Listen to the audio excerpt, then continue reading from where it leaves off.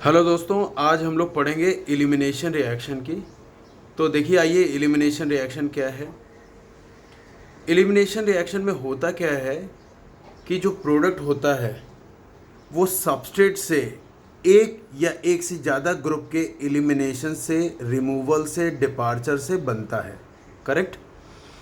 तो अगर किसी भी रिएक्शन में सबस्ट्रेट से कोई एक ग्रुप निकल जाए या एक से ज़्यादा ग्रुप निकल जाए और प्रोडक्ट बन जाए तो समझ जाइए आप एलिमिनेशन रिएक्शन पढ़ रहे हैं। करेक्ट। तो मैंने लिखा फर्स्ट पॉइंट, देखिए ध्यान से। When product is formed by removal of one or more than one group or atoms, then reaction is called elimination reaction. ठीक है। एडिशन इसका उल्टा होता है। इस प्रोडक्ट में जब कोई एक या दो ग्रुप या एटम्स ऐड हो जाएं और प्रोडक्ट बन जाए तो क्या कहेंगे उसे? एडिशन। यानी एलिमिनेशन क्या है? एडिशन का रिवर्स है।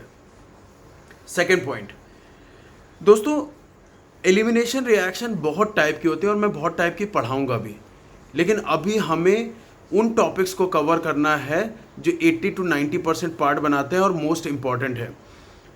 तो हम लोग जनरली देखते हैं कि एलिमिनेशन रिएक्शन हमें एल्कीन और एल्काइन की प्रिपरेशन के टाइम पे देखने को मिलती हैं। ठीक है। तो in organic chemistry elimination reaction generally seen in the preparation of alkene and alkyne. दोस्तों, जब आप एल्कीन और एल्काइन की प्रिपरेशन कर रहे होंगे या एलिमिनेशन पढ़ रहे होंगे तो आप देखेंगे जनरली वहाँ पर होगा क्या कि दो सिग्मा बॉन्ड होंगे, वो ब्रेक होंगे।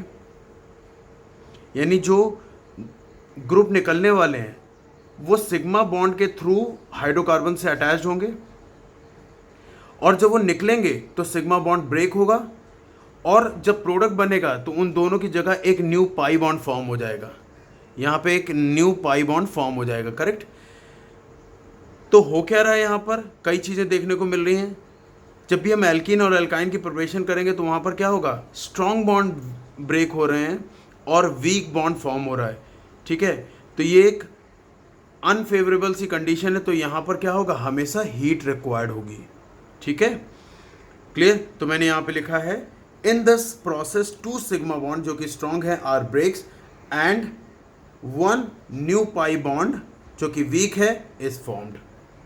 ऑब्वियसली जब भी किसी को स्टेबल से अनस्टेबल कंडीशन पे लेके जाओगे तो वहाँ पर आपको टेम्परेचर या फोर्स लगाना पड़ेगा। अब हम इससे अब कोई लाइफ तो है नहीं कि धक्का दे दे किसी को। ठीक है। तो यहाँ पर हम क्या करेंगे? हीट लगाएंगे। मॉलिक्यूल है तो यहाँ पर क्या करेंगे? हीट लगाएंगे। और हम दोस्तों यार, मैं तुम्हें एक बात बता दूँ, जब भी मैं IIT एडवांस के क्वेश्चंस कराता हूँ या मेंस के क्वेश्चंस कराता हूँ तो बच्चे ज़्यादातर क्या होते हैं, सब्स्टिट्यूशन और एलिमिनेशन रिएक्शन में कंफ्यूज हो जाते हैं क्योंकि वहाँ पर बहुत सारी सिमिलैरिटी होती है। लगभग सबस्ट्रेट भी सेम रहता है, बेस भी सेम रहता है, तो वहाँ पर क्या हो जाता है? कन्फ्यूजन हो जाती है। तो मैं उनको बता देता हूँ, अगर वहाँ पर एरो के नीचे हीट लिखा है तो मोस्ट ऑफ द केसेस में वहाँ पे एलिमिनेशन होगा। कुछ ऐसे भी केस होते हैं हालांकि जहाँ पे हीट नहीं लिखा रहता है फिर भी वहाँ एलिमिनेशन होती है। जैसे फॉर एग्जांपल, अगर बहुत ही स्ट्रॉन्ग बेस दिया हो, अगर बहुत ही ज़्यादा बल्कि बेस दिया हो, तो वहाँ पर अगर हीट नहीं भी लिखा है तो वहाँ पर अंडरस्टूड है कि वहाँ पे एलिमिनेशन रिएक्शन हो रहा होगा। तो मेरा पॉइंट आप समझने की कोशिश कीजिए। हाउ कैन यू यार एलिमिनेशन रिएक्शन सीख के क्या करोगे जब क्वेश्चन में ही नहीं समझ पाओगे कि यहाँ पर एलिमिनेशन रिएक्शन तो तुम्हें पता है लेकिन तुम ये नहीं समझ पा रहे हो कि इस रिएक्शन में एलिमिनेशन रिएक्शन यूज करना है। How can you identify? अगर एरो के ऊपर हीट लिखा है, एरो के पास हीट लिखा है, तो आप समझ जाइए कि वहाँ पे एलिमिनेशन रिएक्शन की पॉसिबिलिटी है। या बहुत ही ज़्यादा स्ट्रॉन्ग बेस दिया है या बल्कि बेस दिया है तो ये चीज़ें आपको सब्स्टिट्यूशन और एलिमिनेशन में कंपटीशन में आपको आसानी से बता देंगे कि यहाँ पर एलिमिनेशन हो रहा है। ठीक है। तो यहाँ पर मैंने थर्ड पॉइंट में लिखा एंडोथर्मिक प्रोसेस है तो जनरली रिक्वायर्ड हीट।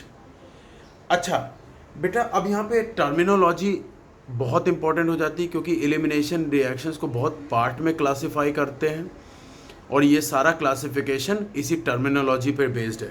तो टर्मिनोलॉजी समझ देते हैं।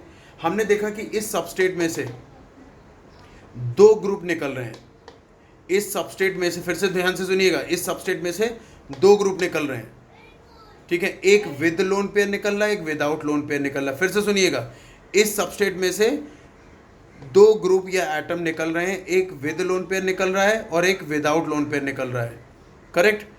जो भी कार्बन एटम ऐसे ग्रुप या एटम के साथ अटैच होता है जो कि बाद में लोन पेयर के साथ निकलने वाला है, ऐसे कार्बन एटम को हम अल्फा कार्बन कहते हैं। और जिससे विदाउट लोन पेयर निकलने वाला ग्रुप है उसे हम बोलते हैं बीटा कार्बन।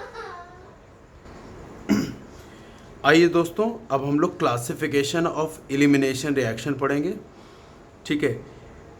एलिमिनेशन रिएक्शन को इस बात पे क्लासिफाई किया गया है कि ए कहाँ से निकल रहा है, मतलब ए कौन था, the group which departs without share pair. अगर सपोज करो, देखो एलिमिनेशन रिएक्शन तीन टाइप की होती है, अल्फा एलिमिनेशन, बीटा एलिमिनेशन और गामा एलिमिनेशन। अगर ए जो कि विदाउट शेयर पेयर जाने वाला है वो उसी कार्बन एटम से निकल रहा है जिससे बी निकल रहा था, तो ऐसी एलिमिनेशन रिएक्शन को हम लोग अल्फा एलिमिनेशन रिएक्शन बोलते हैं। नहीं समझ में आ रही बात? फिर से सुनेंगे। What is alpha elimination? देखो अल्फा बीटा गामा क्या बता रहे हैं, याद रखना दोस्तों, अल्फा बीटा और ये गामा जो बता रहे हैं, ये बता रहे हैं पोजीशन ऑफ, है ना, ग्रुप जो कि यहाँ पे ए है, which are going to depart with that share pair. अगर जो ए है यानी कि जो विदाउट शेयर पेयर वाला है वो अल्फा कार्बन से ही एलिमिनेट हो रहा है तो ऐसी रिएक्शन को अल्फा एलिमिनेशन कहेंगे। अगर ए जो विदाउट शेयर पेयर जा रहा है वो अगर बीटा कार्बन से जा रहा है यानी कि next to the alpha carbon जा रहा है तो ऐसी रिएक्शन को हम लोग बीटा एलिमिनेशन कहेंगे। अगर वो थर्ड कार्बन से यानी कि अल्फा बीटा गामा पोजीशन से जा रहा है तो हम उसे बोलेंगे गामा एलिमिनेशन। दोस्तों जब भी अगर अल्फा एलिमिनेशन होगी यानी बी और ए सेम कार्बन से एलिमिनेट होंगे तो ऐसी रिएक्शन को अल्फा एलिमिनेशन बोलेंगे और इसका जो प्रोडक्ट होगा वो कार्बीन होगा। एक बहुत ही इंपॉर्टेंट रिएक्शन इंटरमीडिएट है बीटा एलिमिनेशन। दोस्तों बीटा एलिमिनेशन में क्या होगा, जनरली बीटा एलिमिनेशन में होगा क्या दोस्तों, बीटा एलिमिनेशन में होगा क्या कि जनरली एल्कीन और एल्काइन फॉर्म होगी। यानी कि आपको अपने सिलेबस में जो एलिमिनेशन रिएक्शन है उसका 70 to 80% जो है वो बीटा एलिमिनेशन है। यानी आप एल्कीन और एल्काइन की प्रिपरेशन पढ़ रहे होंगे तो आपको बीटा एलिमिनेशन एक्चुअली में पढ़ना है।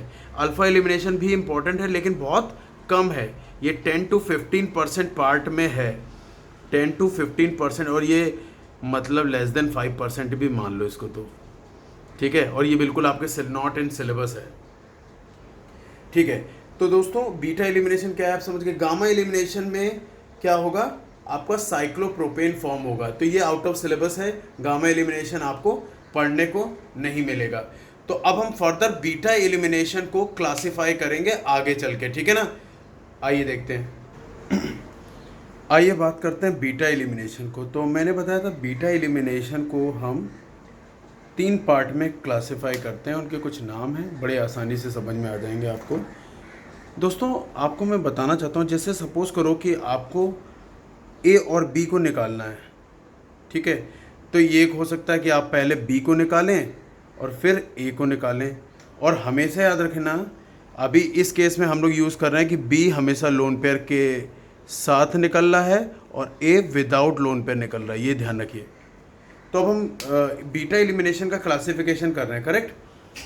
तो बीटा, अब हमें ए और बी को निकालना है। सपोज कीजिए अब हो सकता है पहले आप बी को निकालें और फिर बाद में ए को निकालें, या आप ऐसे हो सकता है पहले ए को निकालें फिर बी को निकालें, या हो सकता है दोनों को एक साथ निकालें, ओके। अगर आप बी को पहले निकालेंगे तो क्या होगा, बी को जब पहले निकालेंगे तो बी तो लोन पेयर के साथ निकलेगा, ठीक है। और बी जब लोन पेयर के साथ निकलेगा तो पीछे क्या छोड़ जाएगा, कार्बोकैटायन, और फिर बाद में ये निकलेगा, डबल बॉन्ड बन जाएगा।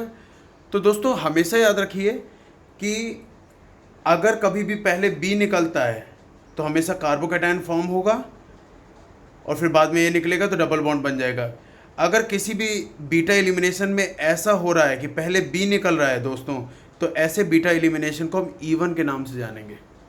तो even reaction is a 2 step reaction, इसी से आप पूरा ईवन एक्सप्लेन कर सकते हैं। अगर आपने पहले ए को निकाल दिया, ए क्या होता है, विदाउट लोन पेयर जा रहा है, तो अगर आपने ए को पहले निकाल दिया तो पीछे क्या रह जाएगा, कार्बो एनायन रह जाएगा, ठीक है। और फिर आपने बी को निकाल दिया तो प्लस माइनस कंबाइंड होकर डबल बॉन्ड बन जाएगा। तो ऐसी रिएक्शन को हम बोलेंगे ईवन सीबी बोलेंगे, ईवन सीबी। और अगर आपने ए और बी को साइमल्टेनियसली निकाल दिया और साइमल्टेनियसली पाई बॉन्ड फॉर्म हो गया, तो ऐसी रिएक्शन को E2 बोलेंगे या ईवन EI बोलेंगे, E2 बोलेंगे या EI बोलेंगे। E2 कब बोलेंगे, जब आपने एक्सटर्नल बेस यूज किया है। फिर से लिख रहा हूँ, शायद दिखाई नहीं दे रहा उधर से, तो मैं इधर लिख दे रहा हूँ। अगर आपने एक्सटर्नल बेस यूज किया है तो इसे बोलेंगे E2, और आपने अगर कोई बेस यूज नहीं किया है तो आप बोलेंगे इसे EI। दोस्तों अगर कोई आपसे पूछे व्हाट इज ईवन, तो कहोगे E one is a 2 step process in which क्या होता है, फर्स्ट स्टेप में कार्बोकैटायन फॉर्म होता है और सेकंड स्टेप में डबल बॉन्ड फॉर्म होता है। व्हाट इज ईवन सीबी, पहले स्टेप में क्या होता है, कार्बो एनायन फॉर्म होता है और सेकंड स्टेप में डबल बॉन्ड फॉर्म होता है। व्हाट इज E2 और EI, तो साइमल्टेनियसली ए और बी एलिमिनेट होते हैं और डबल बॉन्ड फॉर्म होता है। मैं इतना आप लोगों को यकीन के साथ कह सकता हूँ कि बहुत ज़्यादा समराइज करके ईजीएस्ट फॉर्म में बताया है। 1 या 2 बार खुद से लिख करके देखिए और समझिए। अरे बॉस, अगर सोचो तुम्हारे हाथ में 2 पेन हैं और कोई को तुम्हारे दोनों पेनों को लेना है, तो वो क्या कर सकता है, या तो पहले इस पेन को लेगा फिर इस पेन को लेगा, एक कंडीशन, या फिर इस पेन को ले फिर इस पेन को ले, या दोनों को साथ में ले, सिंपल। वैसे इसमें हो रहा है। The beta elimination is categorised into 3 parts. The one is E one CB and E2 and EI। Okay, ठीक है। आप चाहो तो E2 EI को अलग अलग कर लो, ठीक है, लेकिन दोनों में साइमल्टेनियस निकलता है। ईवन क्या है, पहले बी निकलेगा फिर ए निकलेगा। ईवन सीबी क्या है, पहले ए निकलेगा फिर बी निकलेगा। और E2 क्या है, दोनों साइमल्टेनियसली निकलेंगे, साइमल्टेनियस पाई बॉन्ड का फॉर्मेशन होगा। आपने देखा यहाँ पे कोई कार्बोकैटायन कार्बो एनायन नहीं बन रहा है, तो इसमें कोई भी रिएक्शन इंटरमीडिएट नहीं बनता है बच्चों। लेकिन आपने देखा ईवन सीबी में और ईवन में रिएक्शन इंटरमीडिएट बनता है। ईवन का रिएक्शन इंटरमीडिएट कार्बोकैटायन है और ईवन सीबी का रिएक्शन इंटरमीडिएट आपका कार्बो एनायन है, ठीक है। ओके, ये पार्ट 1 था। पार्ट 2 आपको देखना हो तो आप पार्ट 2 देख सकते हैं, ठीक है। Please like and subscribe the video, ताकि आपको नए नए वीडियो मिलते रहें, एक्सपीरियंस आदमी के वीडियो मिलते रहें। इससे अच्छा लाइफ में क्या हो सकता है, ठीक है। ओके, पार्ट 2 में मिलते हैं हम लोग।